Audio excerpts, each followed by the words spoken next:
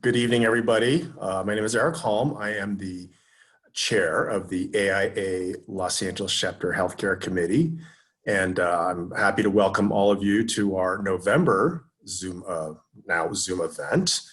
And I'd like to take this opportunity to thank Sharp for doing this panel and Smith Group for organizing.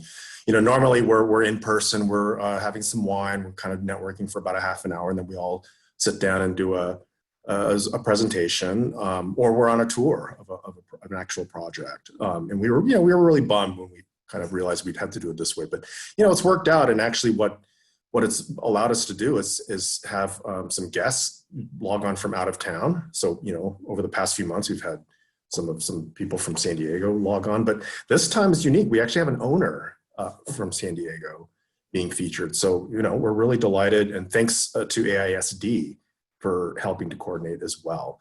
So with that, I'm just, again, welcome, enjoy the evening, and I will hand it off to my co-chair, Hanvi Chen, to talk a little bit about next month's event. Thanks, Eric. Hey, everybody, great to see everyone's faces and your names. Some people, it's been a long time since I've seen you all. I want to talk a little bit about our December event. I can't believe it's almost December. What we typically do is we have an open mic night, and we were able to do that last year at Arab's office in person. But we are trying to figure out how to do kind of a open mic / holiday mixer party, make it a little bit more fun, do a little more networking. So it's still in the works, but if you want to put it in your calendars, it's Wednesday, December 16th.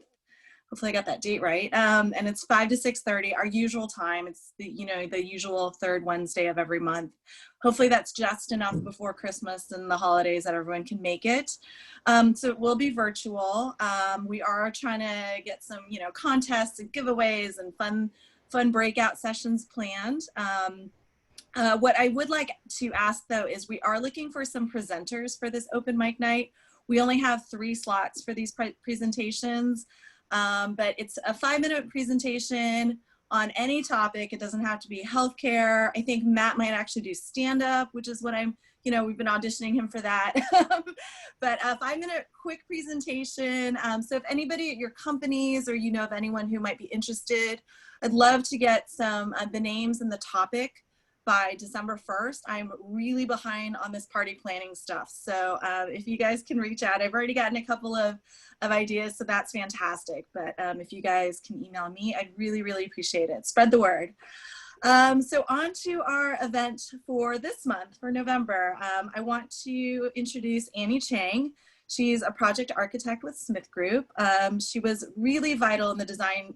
She was a very vital design team member of the Sharp Chula Vista Medical Center Ocean View Tower. And she is your moderator tonight. So Annie, take it away. Thank you. Let me share my screen here. All right. Thank you to Hanvi, Eric Holm, Corinne, Chai, and the AIALA Healthcare Committee for hosting our panel discussion today. My name's Annie Chang. I'll be the moderator for today's discussion. I'm a project architect at Smith Group, and as Hanvi was saying, a core member of, during the last 5 years, working on the design and construction of the Ocean View Tower, the new tower at Sharp Chula Vista campus, as well as subsequent renovations to their existing facility. And I have the great pleasure of introducing our fantastic panelists today. We have Chrissy Basilaire. She's an accomplished hospital and nursing executive for over 25 years. She has led multiple patient care departments at Sharp Healthcare. She was the chief nursing officer for almost 10 years at Sharp Chula Vista. Her background includes extensive work in clinical informatics, medication safety, advancing the evidence-based practice agenda, and redesigning operational processes to transform the healthcare experience for patients and providers. She's also just a joy to work with and one of the most generous people I know. So thank you, Chrissy, for your time here today. We have Matt Teichner.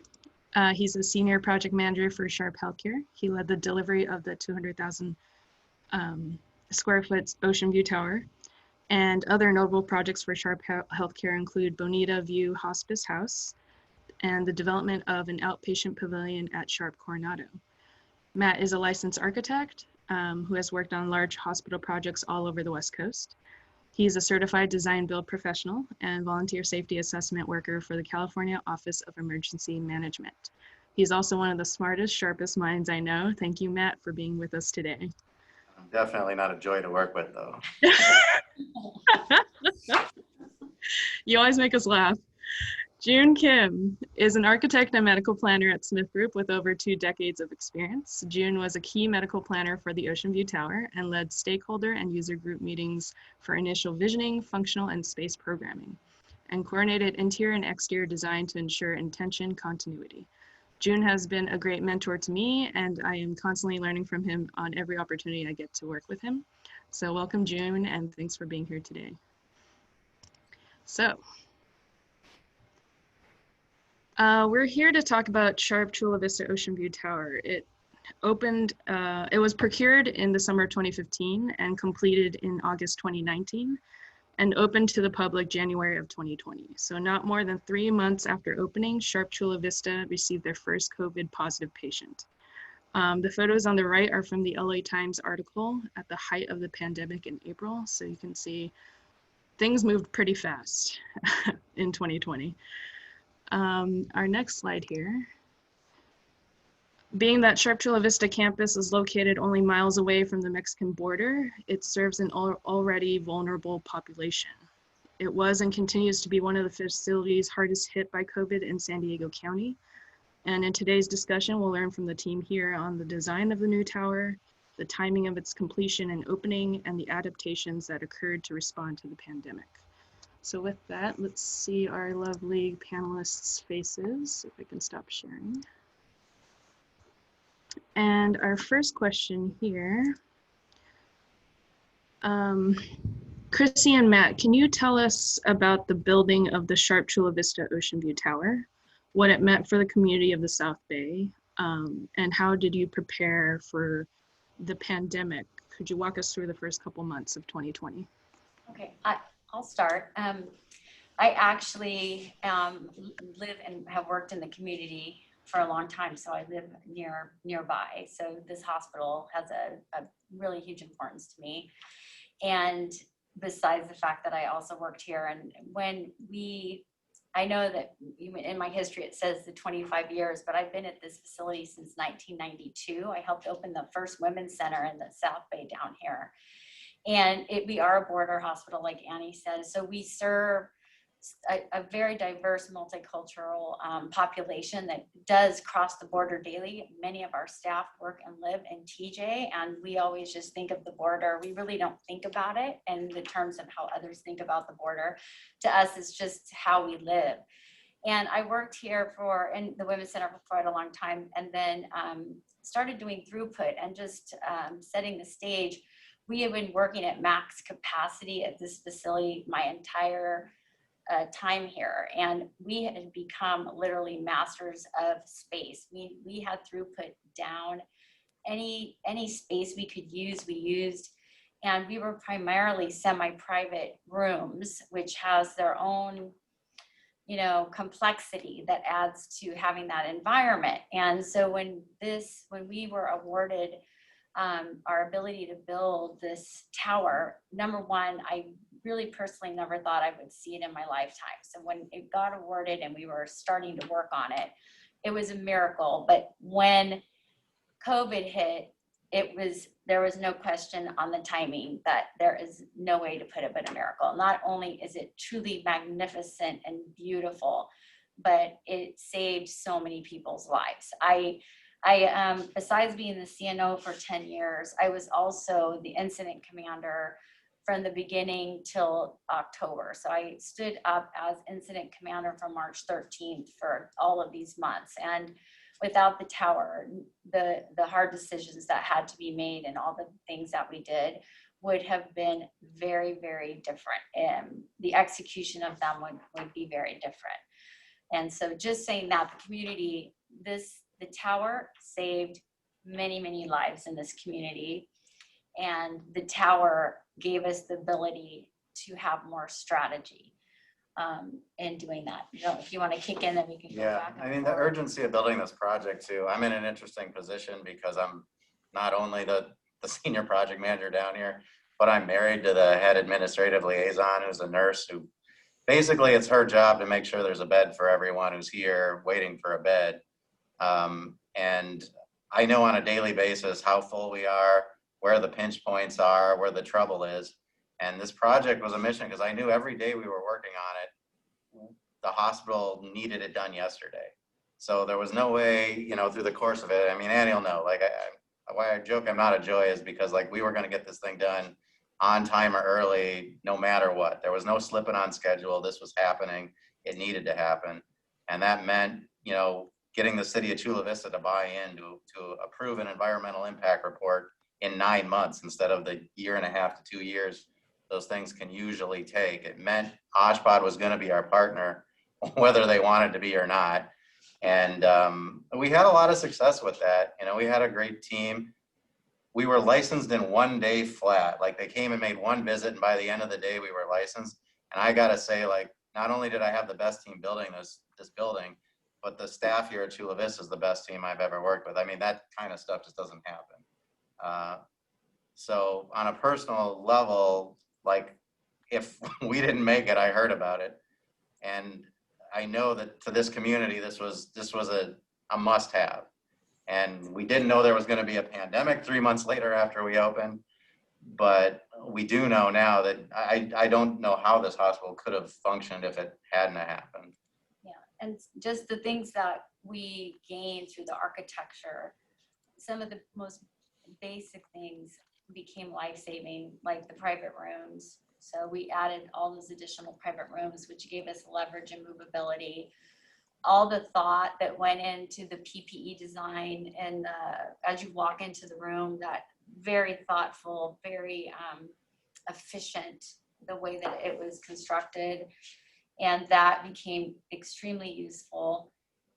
Just all the extra storage, the equipment storage that we didn't have before, the very clean and dirty delineation that we had, but not executed in the way that it was done in the new tower. The new tower, the way it was designed, kept things very clean. And you know, with COVID, we had some key things we wanted to make sure in the beginning: do not become a vector. That was one of our mantras. Whatever we do, we don't want to become a vector. We want to make sure that we identify by diagnosis, we segregate, and we use our environment to help us to protect ourselves and our patients. You brought up a good point about the private rooms and the PPE design. June, can you tell us a little bit more about designing the OVT? What kind of programmatic needs were you planning for? How did it incorporate flexibility and HRO? Okay, I gotta start to talk about HRO. That is the very unique feature of this project. So when we received the, not received, but the heard about HRO is the RFP. So actual RFP required the HRO concept in the design. So we start, scratching the head, in the beginning, because HRO, been there like many years, but I haven't seen much in the application into the healthcare system. Just know HRO is a high reliability organization. There may be people on who don't know what those initials are. I was going there, Matt. Anyway, thank you. So HRO that start from the aviation industry. Basically, I understood that is make a building or make a organization as like a safe and then the fail safe. So anyway, the goals of the designing and planning with HRO in mind was patient safety, staff safety, and quality of clinical operation, engagement on patients, staff, physician satisfaction, and also most important thing is the financial health. And then I remember we did have like a monthly standard meeting for only talks about HRO feature in the beginning of the process. So we try to identify HRO feature in the design and planning. So we identify the big bold item is the separation of clean and soil corridor. So that the separation start from the loading dock very the ground floor, and then it goes up to the old top floor with segregated vertical transportation. So when you look at the floor plan, of the building, or you never seen it, but there's the 3 banks public elevator separate, and then staff elevator separate, and service and patient elevator, and even the one single elevator for the delivery for the food from the main kitchen to the top floor, the cafeteria. So That elevator directly in the kitchen, I think, has been an extremely innovative idea that has been a game changer. right. And then also, when you look at the actual nursing floor, we created a bunch of different the space for staff collaboration, and that actually, kind of a unique kind of a character of the nursing floor. So the nurse or whole care team can group together in the morning, and then they talk about the care schedule or goal of the patient care in that space. And then also at the every single patient room, we created a area, looks like the alcove space, but that alcove space in front of each patient room, that's for the clear sight line from the outside of the corridor into the patient room. And so just make sure to secure the clear visibility that is for the mainly patient and staff safety. And then also we have the private space for the focus work for the doctors and the physicians working there. And then other features we implemented in the Ocean View Tower is the Ocean View Tower is an addition to the existing building. So existing building is kind of old building. So the most of the patient room is kind of semi-private patient room. So but Ocean View Tower is 100% patient room. It's a private patient room, and then all plumbing fixture is the microbial finish, and then the stuff, the kind of a storage of the lot of supply. And not only the storage itself in the supporting core, when you look at the patient room, we actually spend a lot of time and then research with the staff members about the PP cabinet every single patient room. So that is kind of another good feature of the HRO.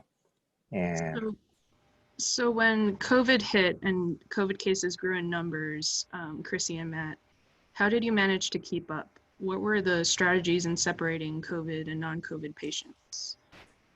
If you guys recall, in the beginning, testing wasn't quick, right? So it was really relying on our diagnostic skills and figuring out the diagnostics, and then back to don't become a vector, separate. So that's where the architecture comes in. Really, the architecture becomes important in the ER because you have patients that are aerosolizing germs. And so you're going to, okay, how do I contain this germ that can kill other people? And you do that, as you guys know, and either, the patients are either placed in negative pressure rooms, isolated. That's where the semi-private rooms really were helpful. And we did have additional negative pressure rooms built into the OVT. Not enough to sustain the volumes that we were hitting, but this particular border hospital also has a lot of TB, which is a lot of other hospitals don't have as much TB as we have. And so we were trying to figure out strategies. Where do we put the TB? Now we have COVID. So originally we did have COVID in the tower. And then as we course corrected our strategies and the volumes were increasing, we realized we know about TB. So we're going to put TB in the OVT, and we're going to keep COVID in the main hospital, which caused us to increase our negative pressure room builds. And we were just kind of coming up with the churn rate. If every one person contaminates every 2.5, and we were seeing what our average emissions were, we got assistance from our teams to add on to our existing ICU. So as the CNO, over the 10 years that I was here, our average daily census for ICU was 15 for 10 years. And now all of a sudden, because of COVID, the 28-bed ICU was filling, it was filling. So we were building negative pressure rooms to the point where at some point we maxed them out to all 28 were negative pressure. 2 of them were pre-existing. And then thank God we had the new SICU, because when we originally built it, we were like, I hope our surgical volumes go up because we hardly have any ICU patients. We filled the new SICU, in days. So we had the same strategy after we filled up the 28-bed ICU. We had an existing negative pressure room there, but we ended up building those all out negative. And we were able to isolate the COVID there. And then we had built a new PACU into the OBT, which we use for non-COVID patients. But again, the diagnostics on that had to be really, really clear. We need to be sure those patients were negative because it was open bay. But the open bay area, it was an additional 10 beds that were nicely converted to ICU. The way that the architecture in it was easily convertible. And the other thing that was handy is this particular border hospital also has about a 40% diabetic rate, and we have the most dialysis in the entire state of California at this particular hospital. So we do a ton of dialysis. It's part of our daily routine, and they were able to go in and reconfigure some of the sinks and the PACU so we could continue to dialyze our non-COVID patients and keep them protected and segregated.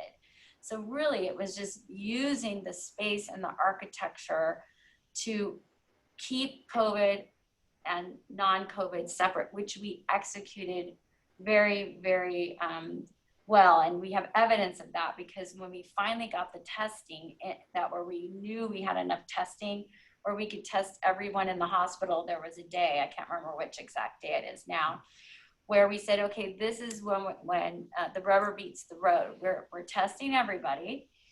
And if our diagnostics are good, these people should all be negative and these people should be positive. And we only made an error on one patient that was in the OBT by accident who had other diagnostics that confused them from COVID, but just we had made a mistake on one patient and the entire place was full. So we had the entire hospital full and only one error. And the segregation of patients helped everybody to feel very safe.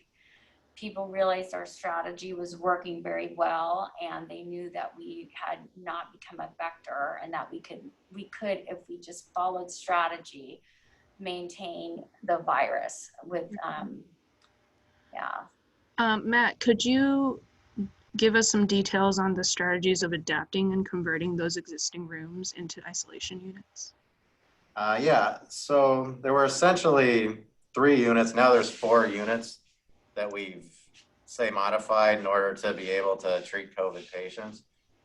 In Ocean View Tower, the only unit that we did any adaptation in, well, really, I guess 2, as you're saying with PACU. So the surgical ICU was a new 10-bed unit in the Ocean View Tower, and that was the one that needed to be converted all isolation rooms for COVID patients to flow into it.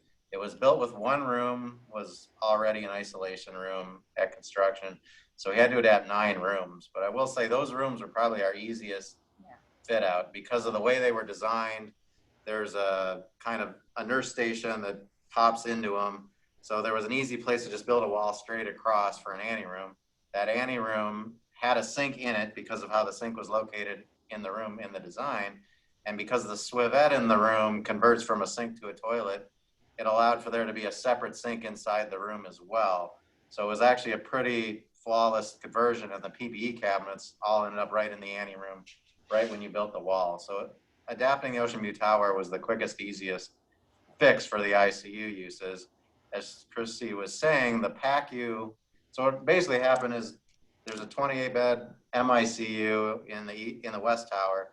That filled up first. Then we had to expand COVID into the ICU in the Ocean View Tower to add 10 more COVID beds, which gave us 38 ICU negative rooms. in order to compensate for the other ICU population, which is roughly 15 on average prior to this, we had the old surgical ICU, which is a 7-bed ward in the East Tower. That wasn't enough. And by the way, while this is happening, we were actually building a project right through it to connect the Ocean View Tower to the new building. So we had planned to close that unit till March, and we had to open it up again in the middle of all this, and the construction crew had to adapt to that, which was not easy. But along the lines, we had the 10-bed PACU in Ocean View Tower, which became another ICU, basically taking us to 55 ICU beds from a hospital that used to have 35. And that conversion was fairly easy too, because that PACU had basically all the gases, all the power, everything you would have in a normal ICU. So the beds were ready. The only adaptation was to make it dialysis ready, which was just putting a couple of hose bibs near sinks that were already there. So worked out very well. The other units that we converted were the ICU in the West Tower. And those ante rooms had to be built outside of the room because of that design. So they actually reduced our corridor from 8 feet to 6 feet. It wasn't as smooth a deal. And it's extremely noisy up there. You go up there, what do we call it? The spaceship? Yeah, it's loud. It's loud. You know, every time I'm up there, I'm just a lot of anxiety just being on that floor. I can only imagine what it's like having to garb in and garb out and do that on a daily basis. But they're doing their best. And then for the acute care wards, which we call PCUs, progressive care units, these are the non-ICU patients. It started with 5 East, where we built actually ante rooms to contain half a floor because it just wasn't feasible to do every room the way it was laid out. But you're usually non-aerosolizing procedures down there, so it wasn't considered an airborne disease. It was contact precautions. But what we tried to do is make the halves of the unit be negative. So we were sort of cordoning off spaces, and we built sort of ante rooms coming in and out of those areas.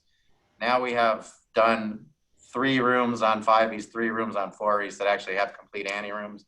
But the issue there is you're killing beds. So those are 44-bed units. 32 of the beds are in semi-private rooms.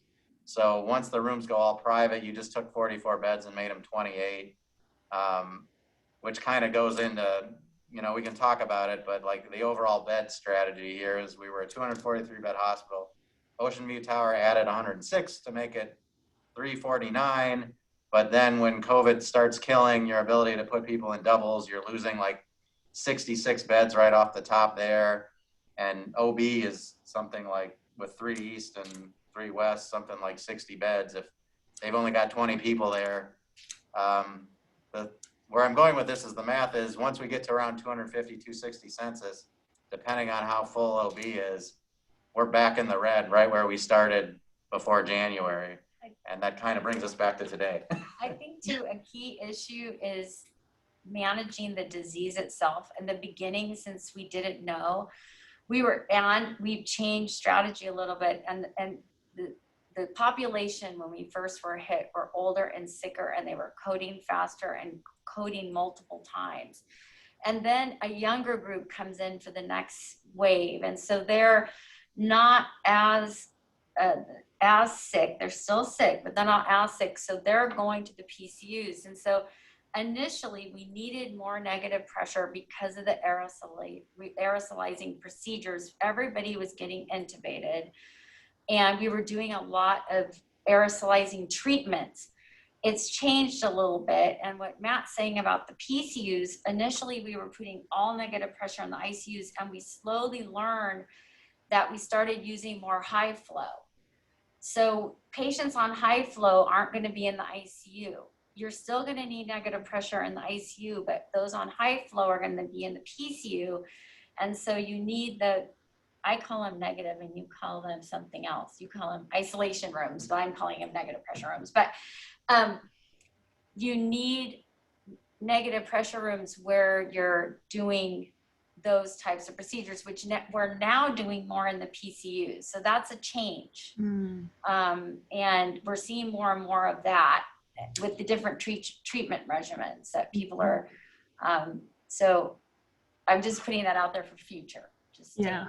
okay. So when you're adapting those healthcare spaces for different uses than what they were originally intended, I'm sure you were met with a bunch of challenges when it came to licensing and regulations. So can you tell us your experience with working with OSHPD or local officials or CDPH? What was that like? Yeah, it's nothing I'm super happy about. Let's put it that way. OSHPD was helpful and not helpful. I mean, it depends on the area. They did essentially, the locals had to really approve all of these temporary measures. So when we talk about creating these negative rooms, and the locals, in the end, the inspector was all right to work with, but they required a lot of stuff from us, which at the time was not really what we wanted to make our priority. So I ended up having to draw plans of every isolation room, get letters from OSHPD, which meant now I'm having to show OSHPD around, and no one really wants to go up there anyway because they're all afraid for their lives. So you have some videos you'll show later, because what I ended up doing is having to make videos for these people of what we did, walk them through it, verify that we weren't blocking fire sprinklers or anything else like that. I would argue that CDPH was probably the easiest agency to work with. They were not a problem at all, and they were very communicative, and on my side, because I was doing that side versus they were very helpful to us, and I feel very fortunate that they were so open, and I didn't get any pushback. They realized that we were following the evidence, crossing every T, dotting every I, and we were just trying to protect our staff and protect the patients. And so they were really easy to work with on that end. Now I'll give special props to the OSHPD fire marshal. Was very good. Like between the local fire marshal, OSHPD fire marshal, other OSHPD officials and stuff, the OSHPD fire marshal was very accommodating.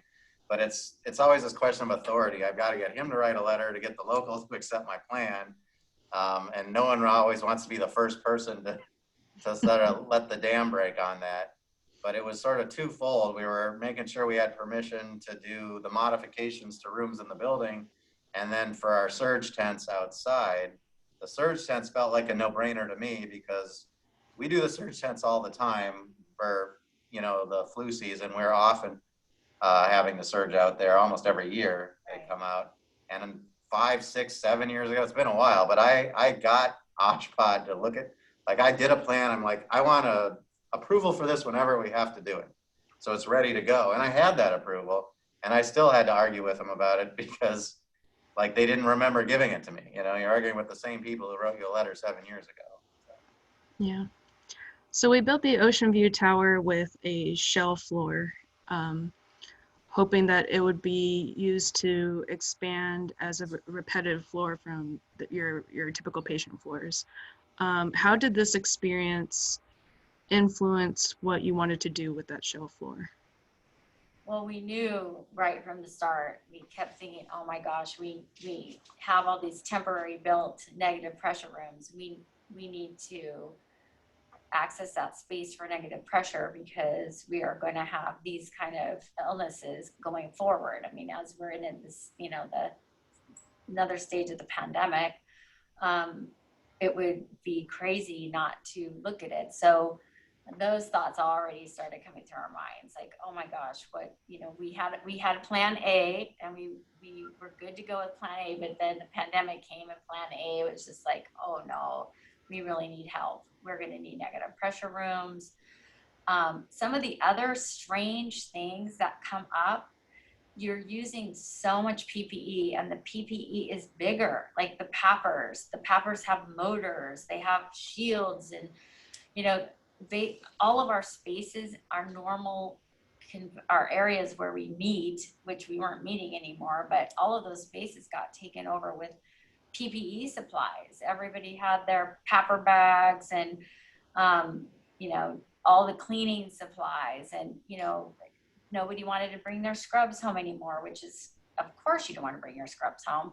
So scrubs, more storage for scrubs. People didn't want to bring their shoes home. So we had all these Croc stations for Crocs. Nobody here would have worn Crocs or being seen in Crocs prior to COVID. Now everybody was sharing Crocs. So, you know, all these bizarre things. Nobody really used to take showers at work. I mean, we had a few doctors who'd ride their bikes in that would use the morgue shower. Now all of a sudden everybody wants to take a shower before they go home. So we're like, oh my gosh, where are we gonna, you know, let people shower? So we were, you know, using patient showers, converting them over to staff showers. So all these things came forward as things we might want to think of, you know, in the future. And that's where you all come in, because, you know, that's your expertise in your business. These are our problems. Will you help us solve them? So the negative pressure for sure. It's funny to me. I remember when I first got the funding approved for level 6 and the first steering, I'm like, you know, I'm going to get a cost estimate going, start preparing to bid this thing out. Is there any changes we want to make? This was pre-COVID. And I'm like, you know, one easy thing is we've got all the ADA rooms we really need in the building now. And there's the 4 bigger rooms. Like, do you want more isolation rooms than, you know, we currently have? And at the time I was like, I don't know, not really. And then like I kind of got down the road, and then we're like, maybe we do. What would it take to make every room an isolation room, right? So started looking at that, and there's a study that you guys have been helping us with to sort of relook at the 6th floor. But I was pushing back on the concept of 32 isolation rooms just because she says negative room, I say isolation room. And the reason I say isolation room is because that's the code approved term. And that really means you've got an ante room that's highly pressurized, right? We don't really want a patient in a room that's negative. It's negative to the ante room, but not negative to the corridor, because we don't want to give them TB while they're here for COVID, kind of the idea. So you want to do things right. But my point was, these rooms actually, to be frank, suck. Like you're in a negative pressure room, it's loud. The code requires me to have like a hard lid ceiling and floor, you know, like integral flooring, all things that make it echoey and, you know, not a pleasant place to be, and not like the nice rooms we design in the Ocean View Tower. So to me, like there's huge downsides to permanent isolation rooms. And we're in a pandemic, which we hope is a 1 in 100 year event, but you know, the Earth's going a little south on us the last decade or two, so this might be a more regular occurrence. So what I wanted to focus on in this study was, can I make rooms that are nice rooms 99% of the time, but easily, inexpensively, and quickly adapt to become a safe isolation room? And I think that's what ironically, the design of Ocean View Tower lends itself to that, as we learned in ICU.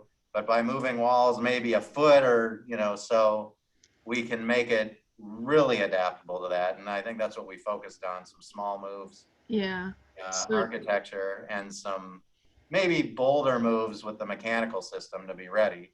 Right. But I think we've come up with a nice compromise that I don't think OSHPD's going to have a stretch of the imagination to approve either. Right.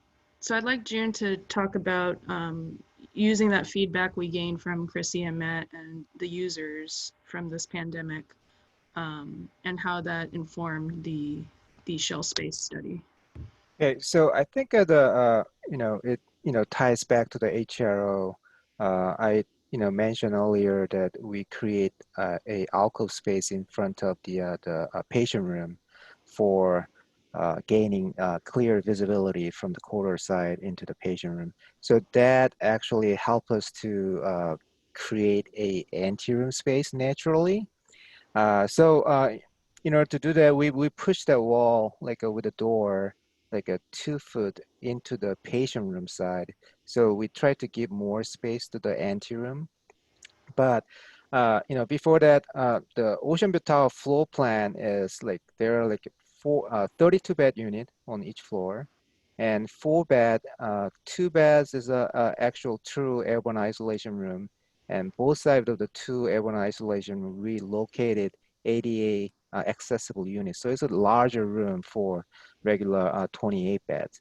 So easily we can convert that the ADA room and adjacent to the regular patient room into the code compliant airborne isolation room with the anteroom. So we were able to make 6 room the code compliant airborne isolation room on 6th floor.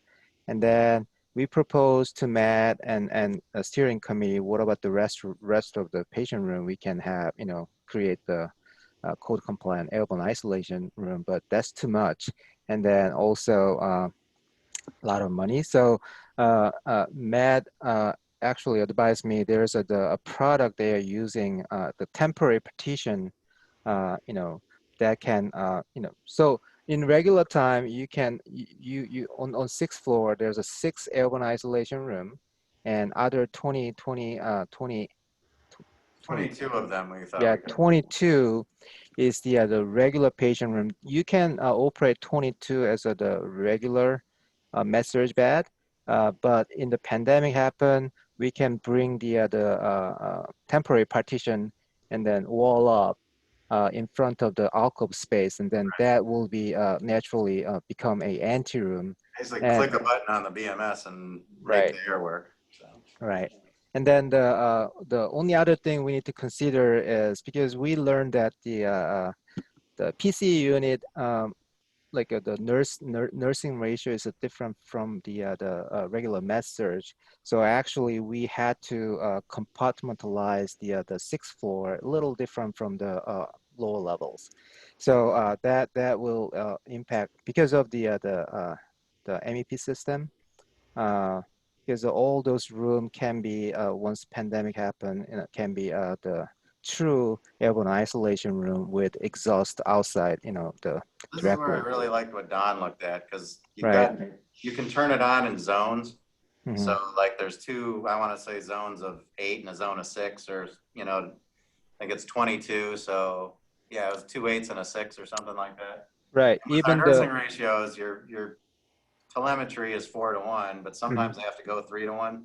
right. So like you can turn on the 6 zone or the 8 zone, depending. So you can be efficient with your staff as you turn these things on. Right. There's a little flexibility built in depending on the situation you've got.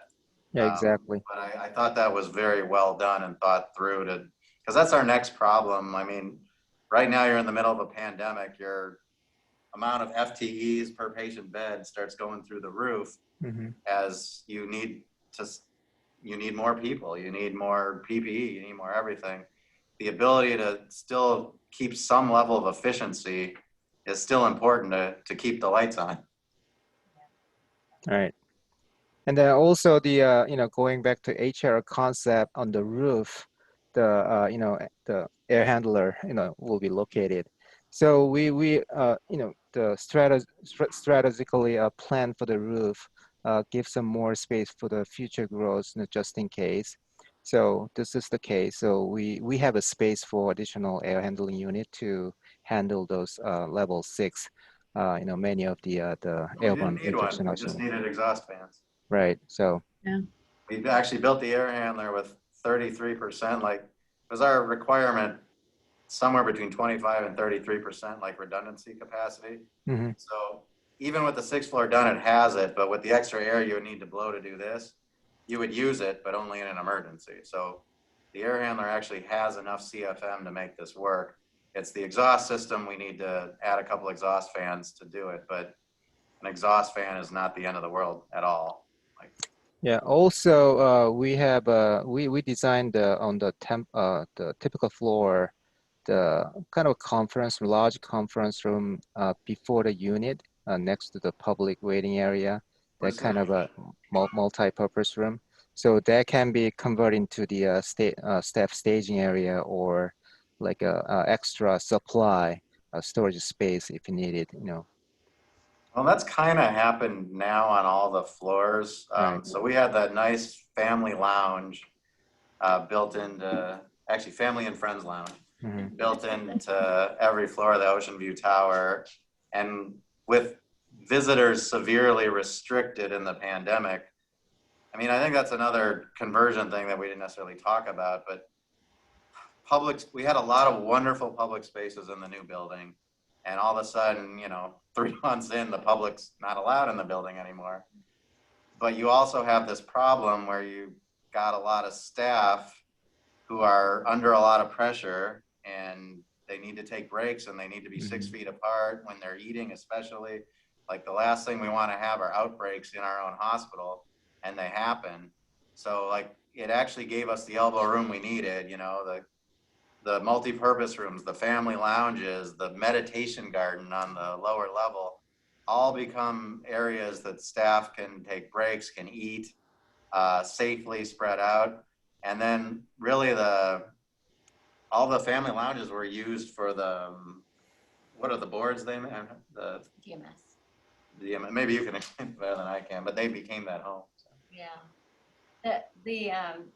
The family lounges, there's something we use a strategy called daily management systems, just to work through processes that need to be improved and sustained. And so it became the central go-to place for our staff to hover and get their safety huddles, which we call reliability huddles, at a safe distance. It would let them not lose track of all the other things. Just because we're in a pandemic, we're still held accountable to make sure that people aren't having other things go wrong. So the DMS board's the daily management system. It's how we track our central line infections, for example, and make sure people don't get catheter associated infections. So using that.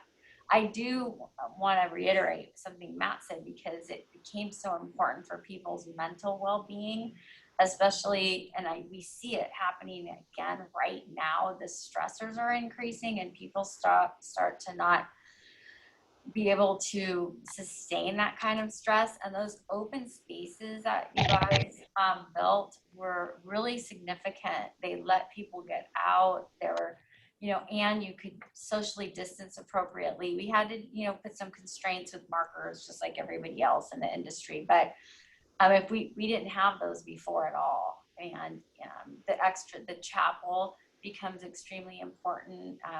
We have a traditional chapel, and then we have a non-denominational chapel for people to go to just kind of, you know, get some of that stress time away from being in the COVID units.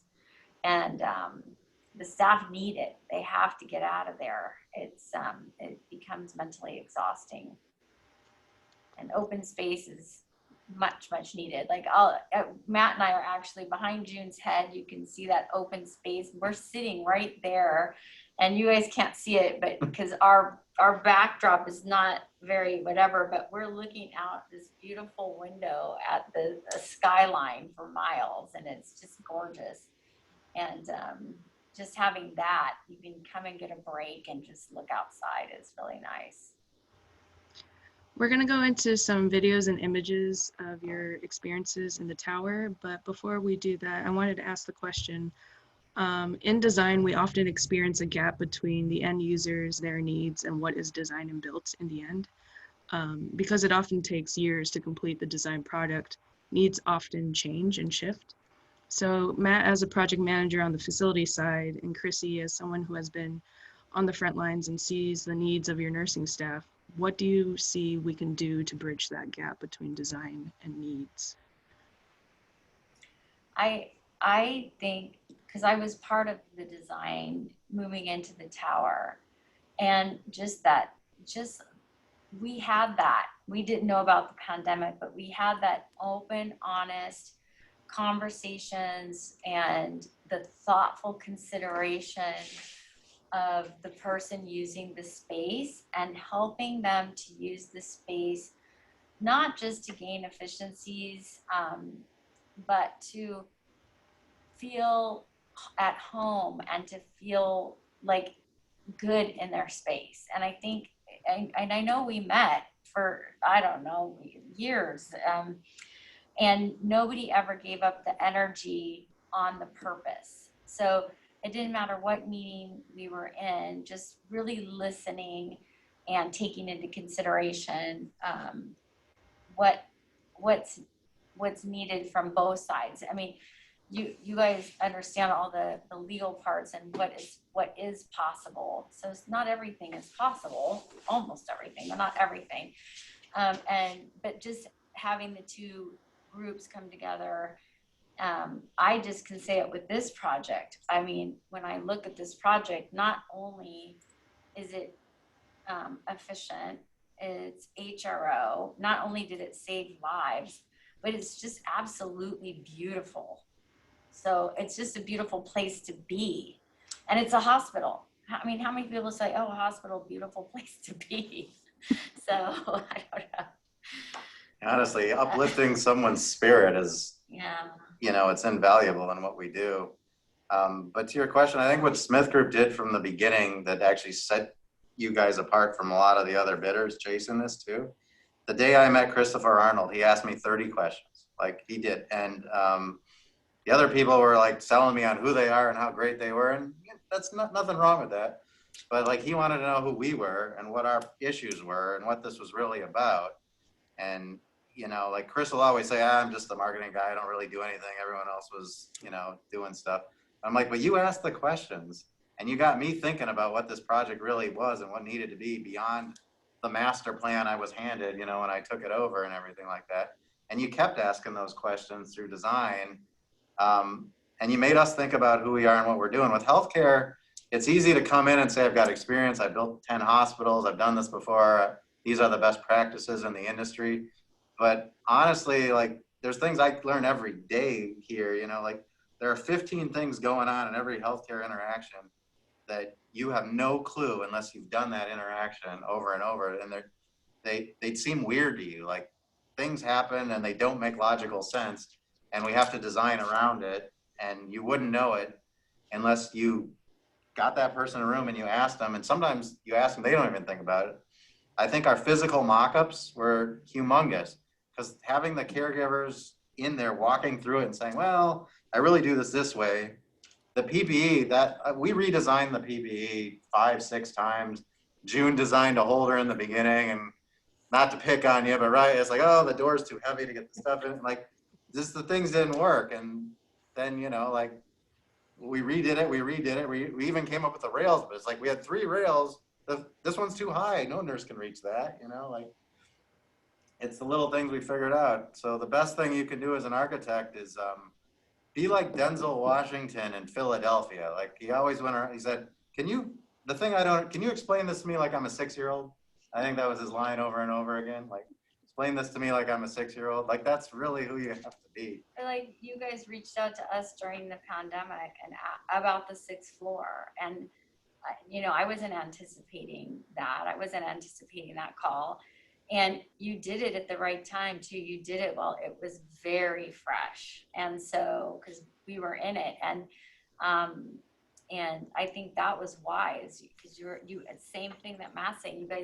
You asked the questions like, well, what about this? What about that? And it gets you thinking. Oh my gosh, you know, okay. It gets you thinking about what you could do better for the future.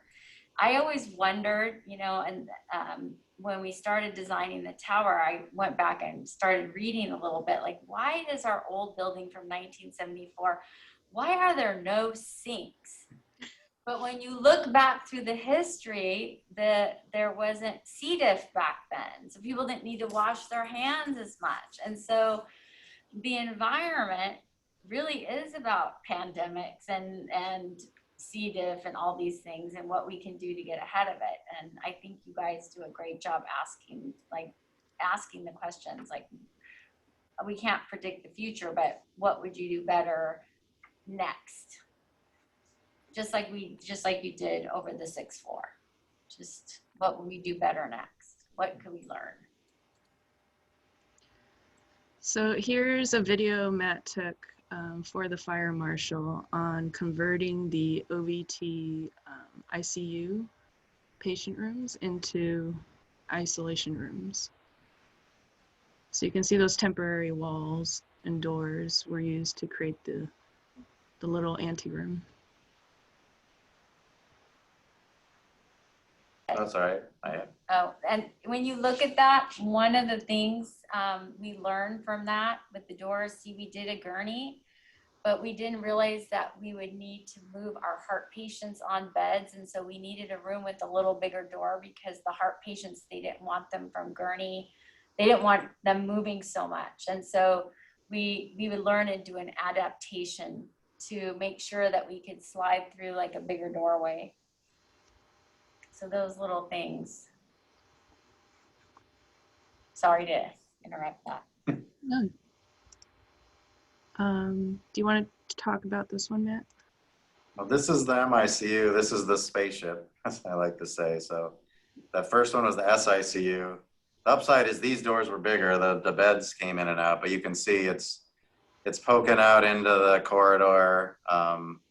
There's no sink in those rooms like we had in the other Annie rooms, but it works. And you know, you still have a nice window into the room next to it too.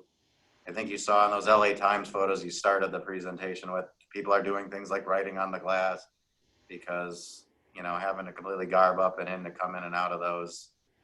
But this floor, I mean, there's basically 28 rooms, 26 of them have those ante rooms built on them, and every one of them's got 1 or 2 HEPA machines driving the air through it. So you can just imagine, you don't have the sound on here, but like it's the sound, the noise you hear on that unit that really, I think for me, like makes the anxiety go through the roof. And these are things like I think about when we're doing isolation rooms, and you know, this is your experience, you're fighting for your life in there. There's a lot of things happening all around you. Some of the other weird things you would never think that the environment would have such a strong impact on, but it does, is we had more COVID patients than our sister hospitals. And so we were trying to move ICU nurses around. And the ICU nurses were refusing to come to Sharp Chula Vista because at Sharp Memorial, their space is different and they could get the IV pumps outside of the rooms. Right. And the nurses wanted to not be in the rooms as much because they were scared of getting COVID. And we physically didn't have enough IV tubing to be able to get the pumps all the way outside into those hallways. There was only a few rooms where, you know, and the drugs still be effective. We were even using like microtubing to test it out. It didn't work because of the space from the bed to outside of the room. So we were competing, like trying to get staff. That environmental factor had an impact on us trying to get staff, because they're like, well, we can do it over at Memorial and they can't do it at Chula Vista, so we don't want to go there. With the ICU rooms down in the new OVT, the space for those ante rooms where you saw Tim going in and out, that space is not as deep. And so that was, there was a possibility to get pumps outside of those rooms. So that was just something that had come up. The other thing that when you look at these rooms, you start to do a lot more with COVID.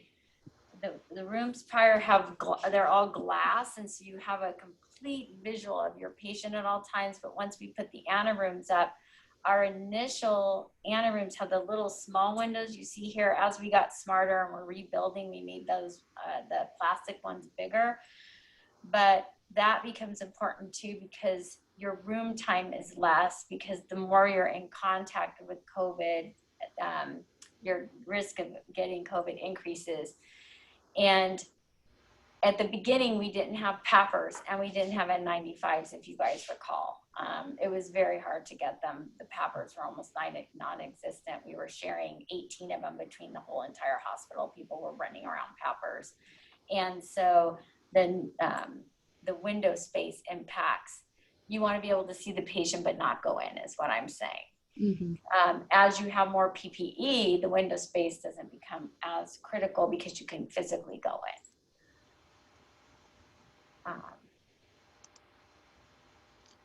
in. June, do you want to talk about the study for the shell floor? Sure.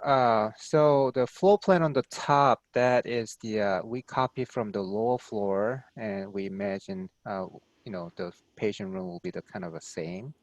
So starting from the left, there's the stairs, and then down south, the 3 banks of the public elevator. And when you turn left, there's the main lobby and the multi-purpose room behind the main lobby. So the units start from, you know, entrance from the south and north. There are the 2 connecting corridor. So when you look at the north side of the patient bed, so those 4 rooms I mentioned earlier, the blue is the airborne isolation room, and then you know, each either side, both side of the end, each side, that's the little larger ADA patient room on both sides of the AIA airborne isolation room. So that's the current state. And so we easily convert the ADA room and then adjacent to the ADA rooms into the airborne isolation room. You look at that floor plan. And then the purple is the code compliant anteroom into those airborne isolation rooms. And you can operate that in the normal time. And when you so when you look at the floor plan on the right hand side, you see the little purple thing, every single of the patient room, kind of the pair. That is a little alcove, so potentially convert into the temporary isolation room with a temporary partition. So as pandemic happened, depends on the volume of the patient. Those rooms are 22 Ocean rooms. View, OVT is the Ocean View Tower. I see we're getting questions on it. Yeah, Ocean View Tower. Yeah. So those 22 rooms are easily converted into the true airborne isolation room. And yeah, that is our kind of over, the high level summary of the floor plan.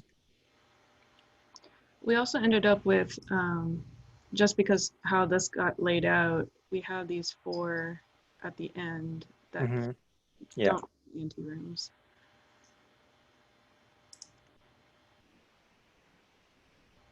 Which, after talking to the user group, Matt, they found it beneficial to have just permanent progressive care beds at the corners. Yeah, because what we're finding is even on our COVID units, there's always like a few negatives or people waiting to transfer out, or like it works to have a few rooms that are just regular rooms. Yeah, and then this floor will have the little the code calls out the special bathing unit. Everybody remember that. So we can convert that one as the extra shower space for the shower, staff shower, just in case. So there's the shower for the staff space available. And just note, I actually just had this fight with Casey at Oshpod, but basically the way we designed it in the 3rd floor, they wouldn't want to do anymore, where we had that special bathing room and then a restroom right next door. They like it much better if you have like the shower, toilet, sink all in the same room for that, just one contiguous room. Okay. And I think for what we're doing here, that's a better install anyway, because it really never gets used. Right. But if I'm on a COVID unit now, the staff have a place that they can go change, shower, like when you're not having a special bathing. So it's got a actually better useful purpose by making it a big single room. And then south of that special bathing room space, that is the potential storage for storing the temporary walls and partitions. So they can procure those temporary panel in that room, and something happened, they just roll out a few of the partition to the patient room they like to convert into the airborne isolation room. And then that upper little enlarged floor plan, 2 patient bed, that's how we think. So the entrance, 2 entrance actual patient room, that is the wall is deeper than the normal patient room alcove, the low floors, low levels, but this one will be a little deeper. So when you put the temporary partition, it has a little bit more space for the anteroom before they getting into the patient room. June, a subtle thing that may not be obvious too is like on the blow up plan, now the wall is sort of even with the wall to the bathroom door. They look at the corner rooms, like the light blue ones on the bigger plan, you can kind of see that where the wall is now, where the alcoves, that 1.5 feet, you've still got a little bit of a pocket there. Right. So like the bathroom pops out. And by making that wall in line, while the room did get a little smaller, it's not really cutting any usable space in the room out, right. But it is, it's making that line of sight if you're standing in what would be the anteroom much clearer to the patient, because the corner of the bathroom is no longer in the way of your sight line. Yeah. There's subtle things with this plan that actually, again, help.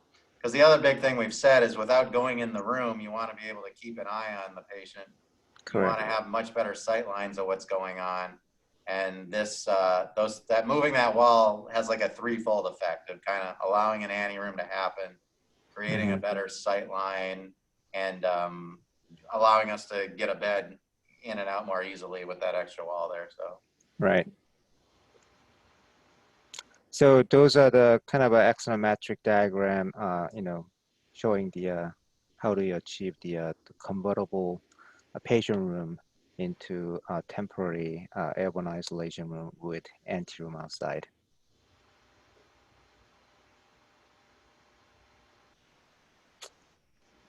Next, do you have a next slide? Yeah. I guess it's time for Q&A.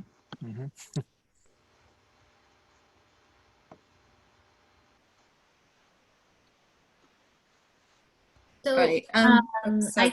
I can definitely help with this part, Annie, if you want me to go through the questions. We have had someone very patiently raising their hand. Sure. Who I think has a question first.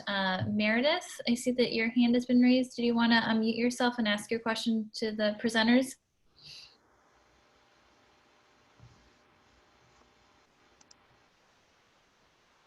You're on mute, Meredith. There you go. Go ahead.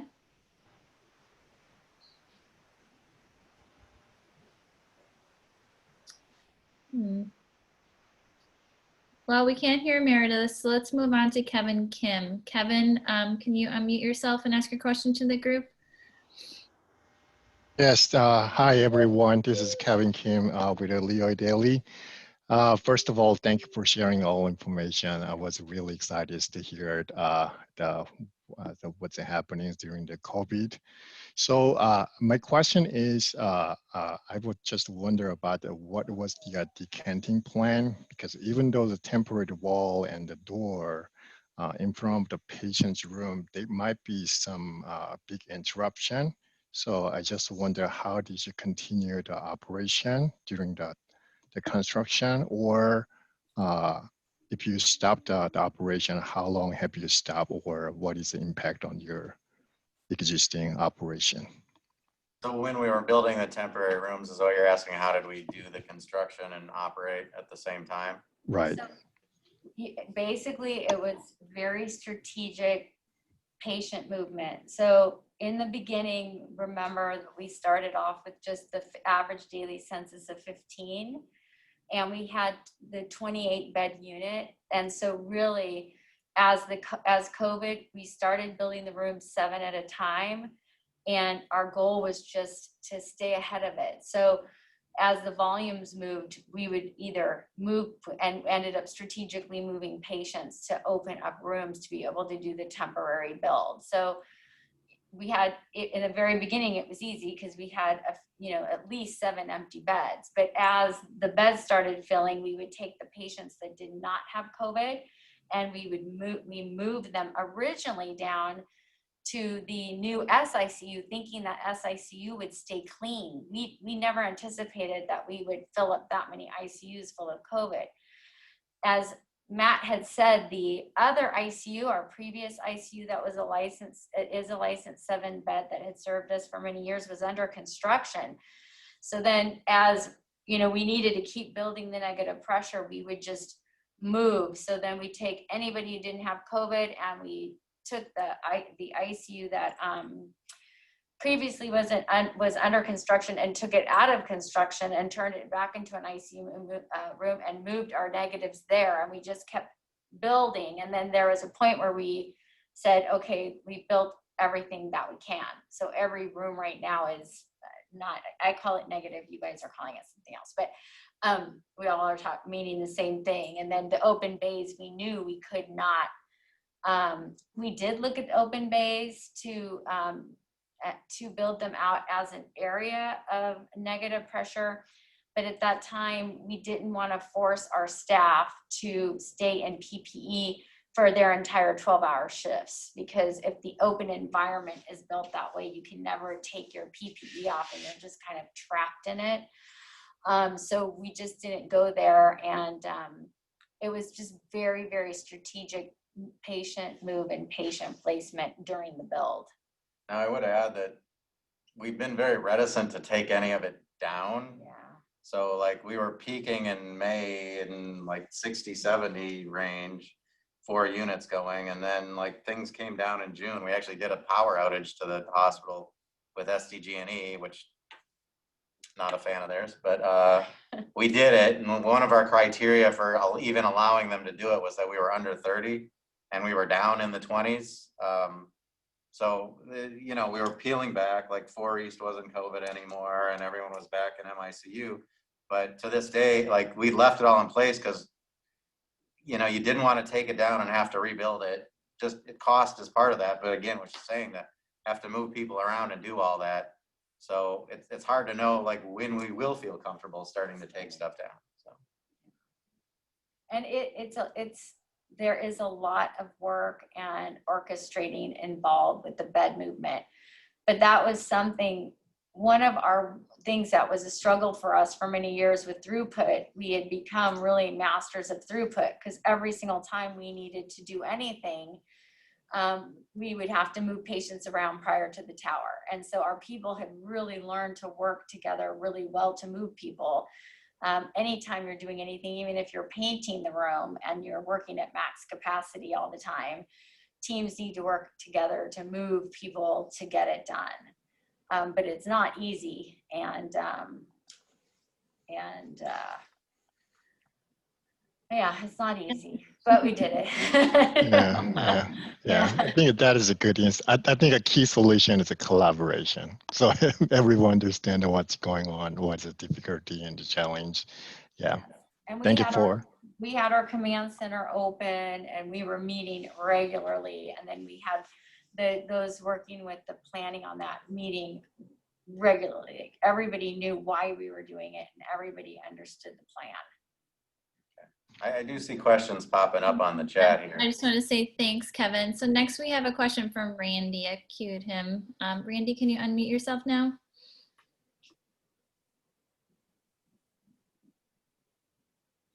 Well, I'm reading his question and it seems to be. He was ready. Hi. There we go. There's 2 ways to unmute myself. Okay.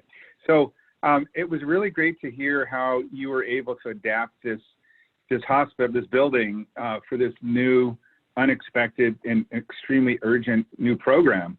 And you guys have talked about a lot of these. And I was just wondering, after being through this experience and you know, making the conversions you did, if you were designing a new hospital, you know, this question is for Sharp and for Smith Group. Are there other things you might reconsider built in how you design and program a hospital to allow it to be flexible for something like this? Well, one thing I would say, like we talked a little bit about on the 6th floor, is your mechanical systems. And ironically, things that some people were a little bit hesitant to do, like most of Ocean View Tower is 100% outside air. The OR handlers are, most of the patient floors are. We did do some economizing later in some like office areas and things. And some people were very angry about that when we started doing it because they look at it as less energy efficient. I'm not, I got to tell you, in San Diego, the outside, 100% outside air is a tough question. Is it energy wasteful or is it energy efficient? Because you get to do less air changes. And our temperatures here are pretty moderate, especially at this hospital. We're not inland, we're not right on the coast, but we're actually, it's not super hot here on this site. Like in the summer, 80s for the most part, you know.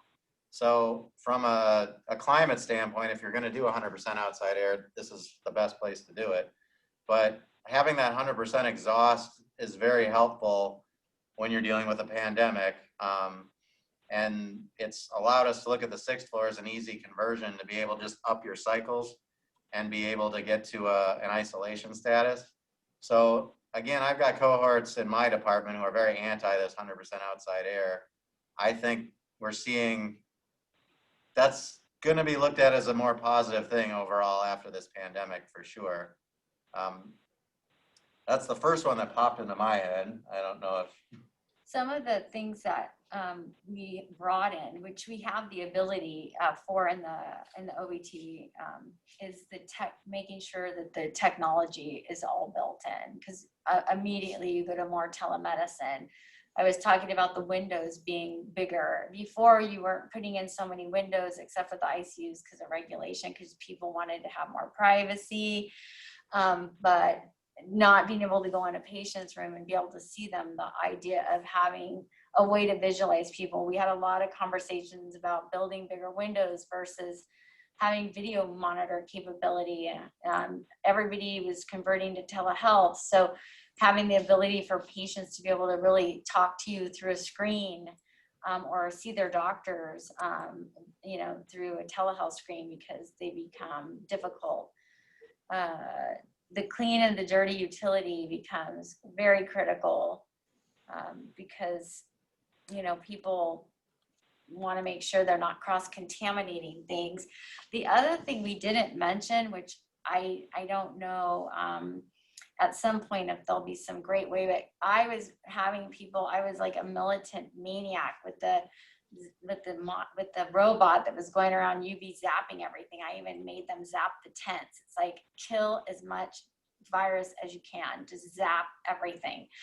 And you know, we had two little robots. One wore out, and we've got one left. But is there something, you know, some kind of way that we can, you know, just flip a switch or do something like that, where the UV helps to help us contain the virus? like it's built in the room. Yeah, You hit the button.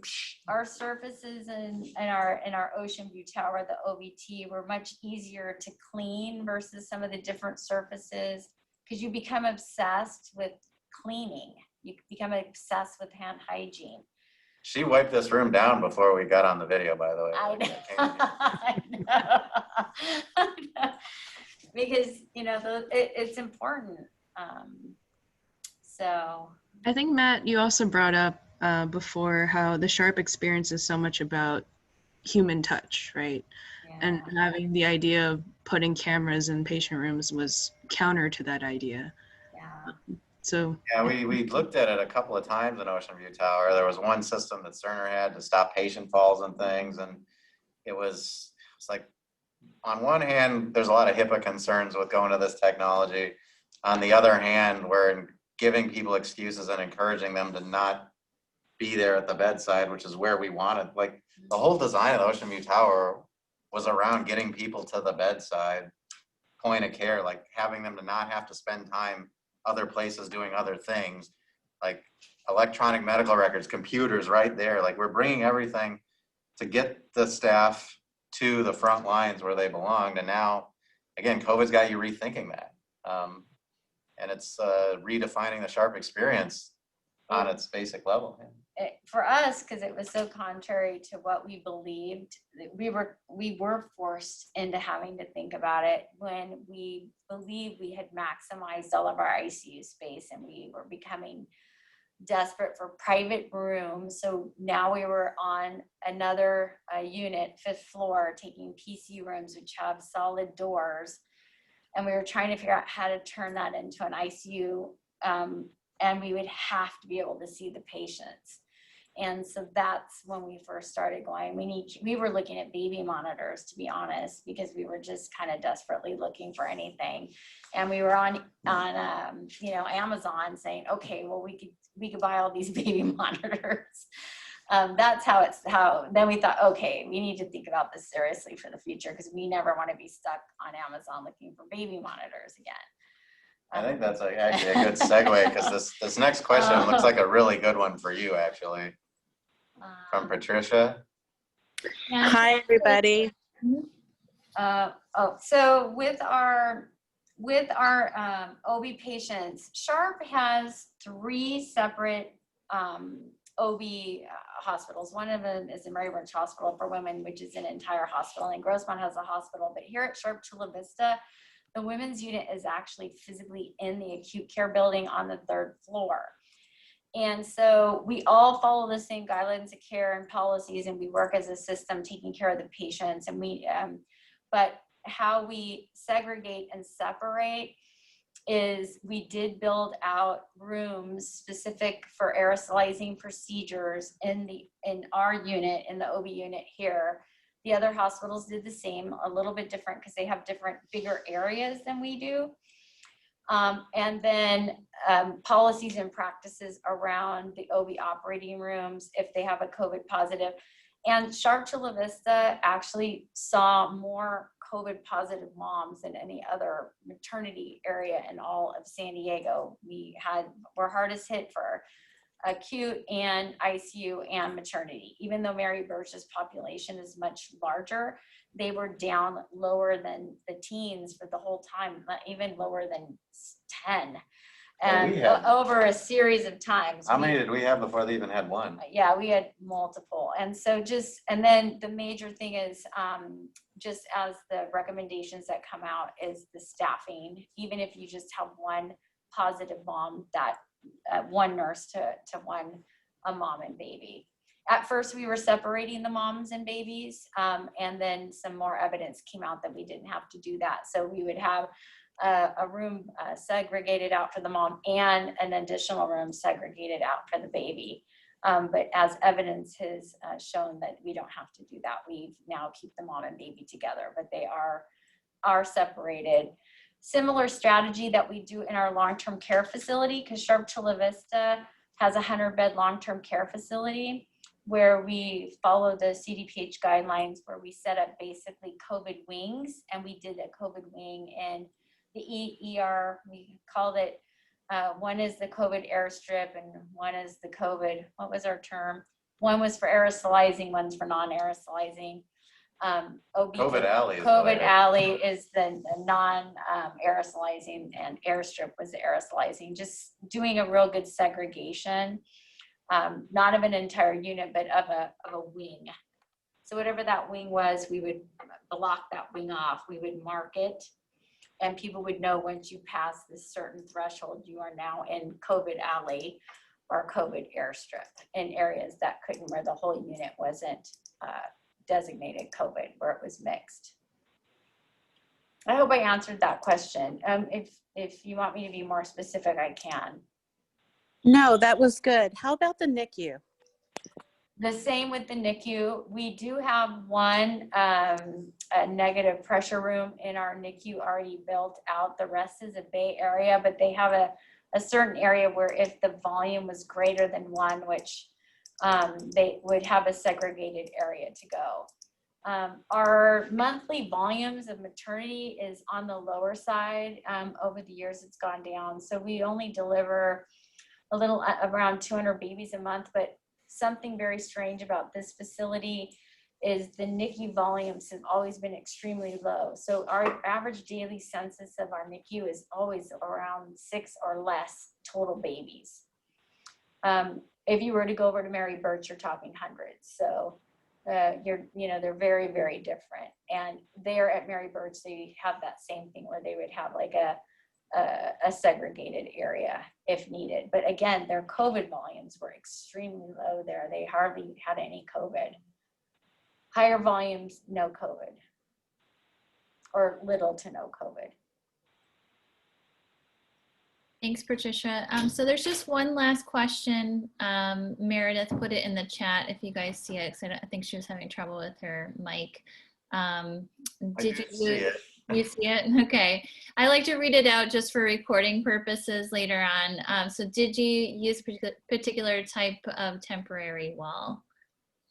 So the short answer is no. The long answer is, when this all started, no one thought that these installations would be up for 9 months, a year, or who knows how long they're going to be up. So I think like it started out and it was get something up as quickly as we can to fit the bill. I think everyone was thinking this is going to peak in April, and then it starts to come down and, things go back to normal. That was not true. So I think you even probably saw it really well in the videos that Annie showed, though maybe you weren't looking for it. Like The MICU, that was the first ones to go up, and you can see they're built, they're coroplast. The doors are like one sheet of coroplast. I'm surprised they're holding it together. I'm sure if I had engineering in here, they probably had to be up there and make a lot of repairs over and over as time's gone on.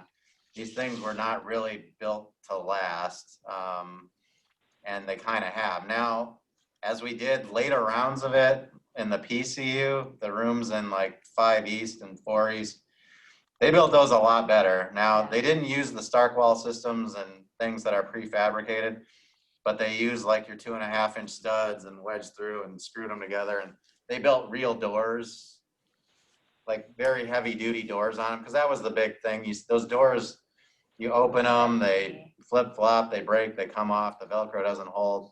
So I believe they even have like fully latching doors. So as the later iterations have come, the level of construction for the ante rooms has become more long-term. I would advocate something like a Stark wall or something, but the problem is, again, it's speed and kind of who engineering is using at the time and what materials are available. Those Stark walls can fit the bill, but you really, to have like the right glass on the door and the things we want, you probably have to order them and wait for that, to come and be the right piece. So I think those are the main reasons that hasn't really been utilized as a prefab system. But I would say this, like in our design for the 6th floor, knowing that we're designing these things to be adapted, the plan is to actually use a Stark wall system and have it stored in a room on the floor. So all the pieces are there ready to go, ready to put up if you need to use it. So where we have an ability to sort of plan for the future, that is our plan.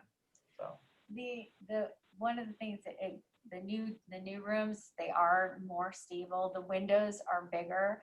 The other thing that it triggered in my mind was we do have patient populations that require sitters or somebody constantly in the room to make sure they don't harm themselves. Some suicide risks. There's some different very high risk populations, and COVID became tricky with that because how do you sit somebody in a room with a COVID positive patient for all those hours, making sure they don't do harm to themselves? And those ante rooms became really nice, even if we weren't having an aerosolizing procedure in those rooms, which we built them for. If the patient needed a sitter, the room became very nice for the sitter. The sitter could just look right out to the patient without being exposed to COVID. Most, they always say, oh, we'll have the patient wear a mask. A patient with COVID who's coughing all the time and having trouble breathing, they don't want to wear a mask. We can ask them to do that. They're not going to do that. Because people will say, why don't you just have the patient wear a mask? No, that's usually not going to work. Thanks, Meredith. So that looks like about it for the questions. I know usually Eric and Hunby like to end. What was that? I think Humvee just won. All right. Well, I'd definitely like to. Oh, Eric, you're on. Go ahead. Well, No, you do it. I'll just let Hunby close up. But I did want to thank you, Sharp Healthcare, and the whole Smith Group team. I mean, really fascinating presentation. And I was remiss to not mention Chai Jayajandran earlier. Chai is on our steering committee, and she was the chair last year. So Chai, thank you. She kind of initiated the whole, got the ball rolling on this. So thank you, Chai. And then just want to just shout out to Hunvi. She is our co-chair this year, but she's our chair next year. So just want to kind of mention that. Congratulations.